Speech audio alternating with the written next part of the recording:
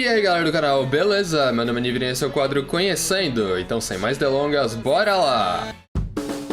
Gakuen Babysitters é um mangá shoujo mensal publicado na revista Lala. Revista essa que atualmente serializa mangás como Natsume Yujincho, Akagami no Shirayuki Hime, Yuki-wa Jigoku ni Yoshiru no Ka e alguns outros. O mangá é escrito e ilustrado por Hari Tokeino, e possui 17 volumes publicados até o momento. Beleza, e do que se trata essa história? Bem, ele é um mangá sobre uma escola que possui uma creche integrada.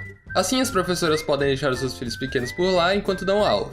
Os protagonistas dessa história são os irmãos Kashima, Ryuichi e Kotaro. Mas na verdade, dá pra dizer que todos os bebês e parentes relacionados têm tanta importância quanto, já que a história não se foca só nos dois. Mas já que eu comecei falando sobre eles, eu acho interessante citar como eles se meteram nessa história. Bem, por conta de um acidente de avião, os pais dos irmãos Kashima acabaram morrendo. E sem nenhum parente próximo, os dois estavam à própria sorte. Até que de repente a diretora daquela escola que citei anteriormente se disponibilizou a adotá-los. Já que segundo ela, Ryuichi seria muito útil na creche por estar acostumada a cuidar de seu irmão menor. Além disso, ela também queria que ele reabrisse o clube de babás da escola, assim aumentando o número de estudantes ajudando na creche. Pelo menos esses são os motivos que ela diz pra todo mundo. Porém, na verdade, ela é uma pessoa muito gentil que também perdeu entes queridos naquela tragédia. Assim, tanto ela quanto os irmãos estavam no mesmo barco, por isso resolveu ajudá-los. Por se tratar de uma história que envolve bebês, você talvez pense que essa obra seja apenas um compilado de momentos fofinhos extremamente forçados o tempo inteiro. Mas esse definitivamente não é o caso. Essa obra foca muito mais na interação humana do que na fofura em si, o que faz dela um slice of life muito interessante até pra quem não se atrai por esse tipo de coisa bonitinha, o que é o meu caso. Beleza, agora vamos falar um pouco sobre os outros trabalhos do autor. Bem, a primeira obra de Hari Tokeino se chama Onichan to Issho, e ela é um shoujo sobre uma garota que perdeu a família, mas foi acolhida por 4 amigos que decidiram ser seus irmãos mais velhos. Além desse, ela também escreveu mais 2 mangás, Gyakuten Hanei e Hitai ni Mikazuki, ambos volumes únicos, diferente do último que eu citei que teve 11. Beleza, agora vamos falar um pouco sobre o anime. O estúdio responsável pela animação foi o Brain Base, estúdio conhecido por obras como Natsume Yujincho, Watashi ga Motete dou Sunda, Bakano Durarara, dentre outros. E se você prestou atenção em tudo que eu falei até agora, você deve ter percebido que Natsume Yujincho é um dos mangás serializados na mesma revista que Gakuen Babysitters. Fica aí a curiosidade então. Beleza, agora eu vou dar a minha opinião com spoilers sobre a obra. Então se você não leu nem assistiu, vai lá e volte quando tiver terminado. Então pra quem fica, vamos lá. Mano, que surpresa boa que foi essa história. Eu peguei ela muito como quem não quer nada, mas desde o primeiro episódio ela já me conquistou. Tudo é muito verdadeiro nele. Cada personagem é muito bem construído e explorado ao longo da trama. Nada ali tá à toa. Tudo tem um porquê e isso me prende demais. Falando em personagens, os meus favoritos são o Saida, Saikawa e os irmãos Kamitani.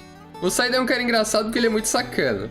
Ele sempre tenta tirar proveito das coisas ou fazer o corpo mole quando dá. Mas ao mesmo tempo ele é um cara mega observador e atencioso quando tem que ser também. Um ótimo exemplo disso é aquele episódio onde ele fica doente e o Saikawa acaba tendo que ficar no lugar dele na creche. E por conta daquele mal entendido que acabou acontecendo na ligação, ele levantou mesmo todo quebrado e foi até a creche, sendo que ele não tinha obrigação nenhuma de fazer isso, o que mostra que de fato ele se importa com as crianças de lá, o que no final daquele episódio se mostrou recíproco. Agora por onde eu começo a falar do Saikawa, né? Como tudo nessa história é muito mais do que parece, ele não seria diferente, né? Por mais que boa parte do tempo ele seja visto como um mordomo extremamente formal, ele volta e meia se aproveita disso pra fazer alguma piada irônica. O que é sempre mega engraçado, porque você não espera que um cara daquele age daquela forma. Então as aparições dele são sempre muito divertidas, porque tu nunca sabe quando ele tá falando sério ou quando ele só tá tirando com a tua cara. Agora o lance dos irmãos Kamitani é uma parada mais geral. Você muito provavelmente já conheceu alguma família que funciona como a deles. Talvez a sua seja assim, inclusive. E o que esse mangá mostra é que pra tu ter respeito das pessoas, primeiro você precisa respeitá-las. Se você cobrar as coisas na base da porrada, é isso que vai ser passado pra frente, e ninguém vai se entender direito naquela porra. Isso foi muito abordado na obra, principalmente naquele episódio que o Taka rabisca a bola autografada do irmão. A lição de empatia que a diretora dá nele foi algo muito bom, porque ela soube ler direitinho como a cabeça dele funcionava, assim fazendo ele perceber o quão errado estava.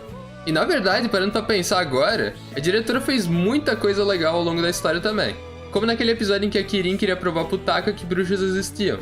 E a diretora conseguiu em uma frase fazer com que ela parasse de tentar fazer coisas perigosas, ao mesmo tempo que manteve a esperança nos olhos da criança. Outro exemplo foi naquele episódio em que ela pede pro Kotaro espremer um limão pra fazer um remédio pro Ryuichi. Fazendo aquilo, ela fez ele se sentir útil naquele momento, mesmo ele tendo só conseguido algumas gotas daquilo. E é aí que tu vê que as pessoas são muito mais do que elas querem que você acredite. E o oposto disso também é abordado na obra, boa parte através da Inomata. que é vista como uma pessoa muito rígida e insensível pelos outros estudantes, sendo que na verdade ela não queria gerar essa impressão, porque esse tipo de pensamento fez com que ela se isolasse cada vez mais e guardasse todos esses sentimentos ruins pra si mesma. E dentro disso a gente também tem um terceiro caso, que é quando a pessoa é bem vista pelas outras pessoas, mas ela se enxerga como uma pessoa ruim, que é o caso da Yuki. Tá vendo como essa história é rica? E esses são só alguns exemplos dentro de tudo que passou ali. E é por essas e outras que Gakuen Babysitters é uma obra que eu curto demais.